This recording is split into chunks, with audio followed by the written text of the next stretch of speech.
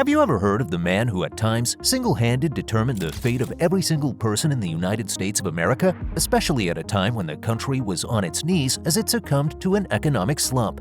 Well, meet John Pierpont Morgan, the man who had it all: immense wealth, a level of power that at times had many troubles, but ultimately had to deal with because of the influence the owner of the first billion-dollar company had over the United States of America. This man was so powerful and influential that he owned most, if not all, of the major industries in the country, and as such, the country depended on each and every one of his actions. Who was this man, and how did he amass so much wealth and power? Come and hear the story of J.P. Morgan, the man who owned America. Weak beginnings for the powerful man. As this subheading implies, it would be erroneous for anyone to think that John Pierpont Morgan had an easy start to life. Sure, his father, Junius Spencer Morgan, was a wealthy banker living in Connecticut, therefore ensuring that JP grew up with privileges that many, even today, couldn't even fathom. However, ever since Morgan was born, he struggled with severe health problems, something that would plague him till the end of his days. Born in 1837, Junius ensured that he got his son the best education money could buy at that time. However, before he could fulfill his father's aspirations for him, that is, to become a financier like himself, Morgan had to overcome the fact that he was quite the unhealthy child. The little boy couldn't catch a break. As if it wasn't a bout of coughing, it was a bout of seizures. As if that wasn't enough, he also suffered from migraines and other maladies. As such, he was always inside reading and studying, as his body did not allow him to have the life of a robust child. It even got so bad, Junius decided to send his son to the tropical Azore Islands for almost a year, so that the warm climate may help him develop a healthier constitution. However, he survived till adulthood, and by the time he was 19, he had already completed his studies in Europe and America. Going forward, he was able to nab a job on Wall Street thanks to his father and his position at George Peabody & Co., a merchant banking firm based in London. This job proved to be integral to his development because he was the one who was writing reports of the socio-economic and political conditions in the United States of America. Despite doubts that the young man could ever become a successful financier because of his sometimes impulsive nature, especially after an infamous deal where he used company money to finance a deal to buy an entire shipment of Brazilian coffee despite not even having a buyer.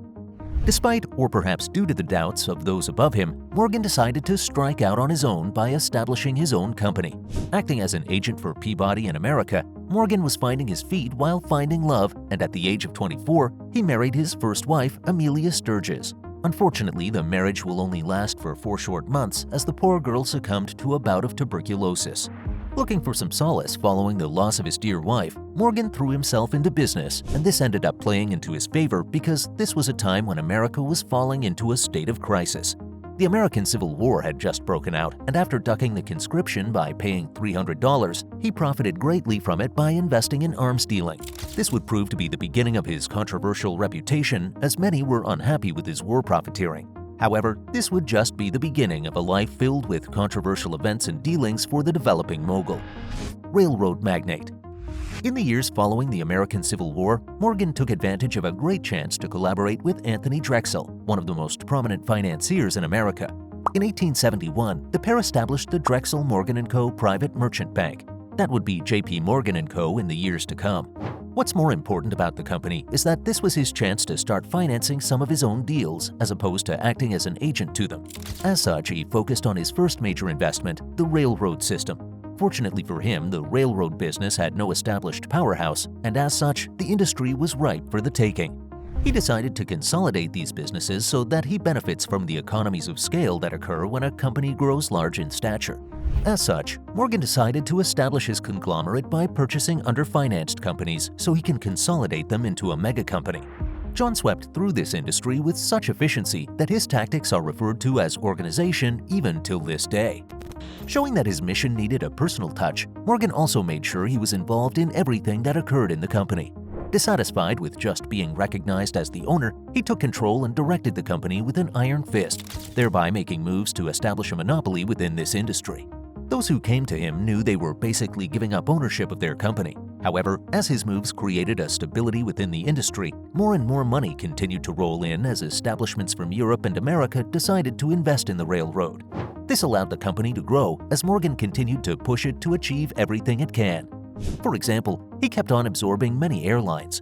In fact, at one point, he acquired 250,000 shares of stock in the New York Central Railroad before taking part in the sale of $40 million in bonds to finance the final constructions of the North Pacific Railroad, which happened to be the largest transaction in the railroad bonds that ever took place in the U.S.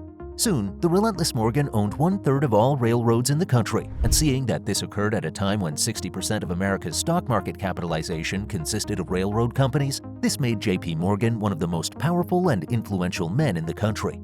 Despite still suffering from several maladies, some of which affected his physical appearance, Morgan was considered to be a very intimidating figure, and only a handful of people were able to stand up to the railroad magnate.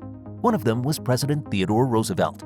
This beef began all the way back in 1901 when Morgan had consolidated his Northern Pacific Railroad with a pair of railways to form the Northern Security Corporation, something that was only possible due to his relationship with William McKinley, the current president of the time.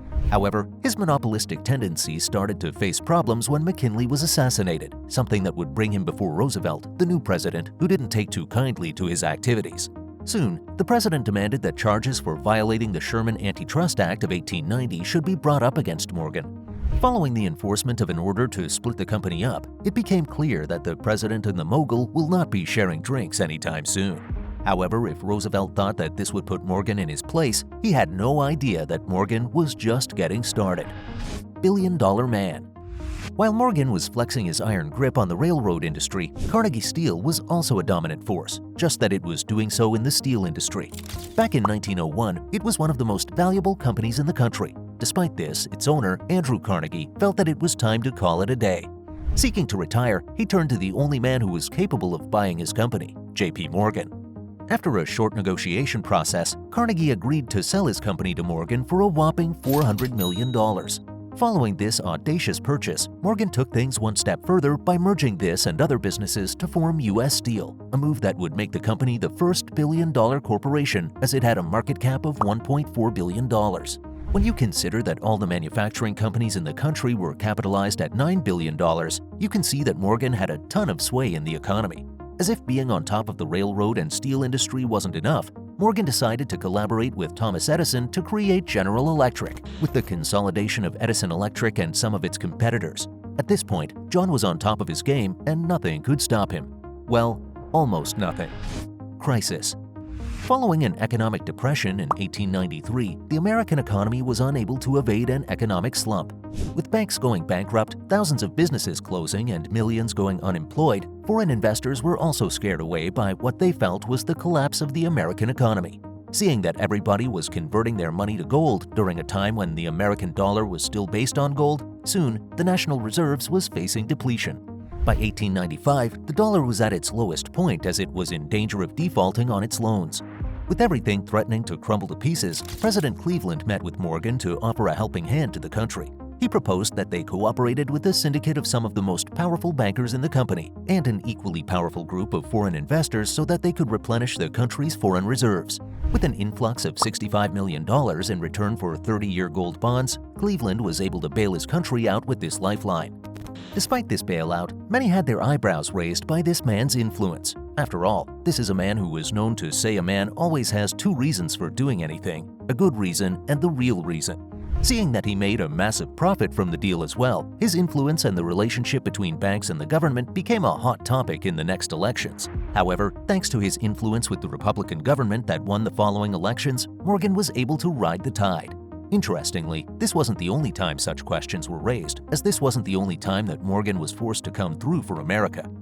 In another financial crisis in 1907, even Roosevelt, Morgan's nemesis, was forced to concede to a deal with the banks to save his country from a depression.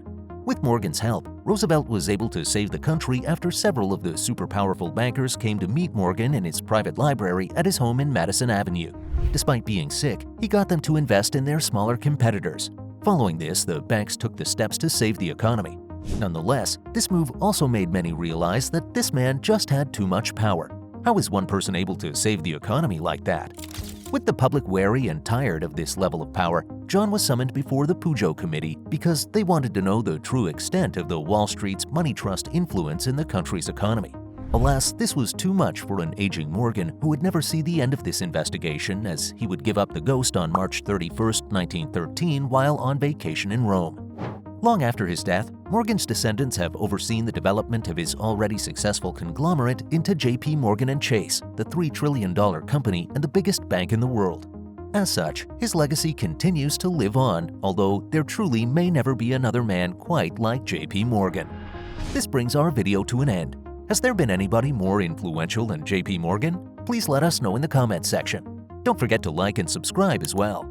Until next time, goodbye.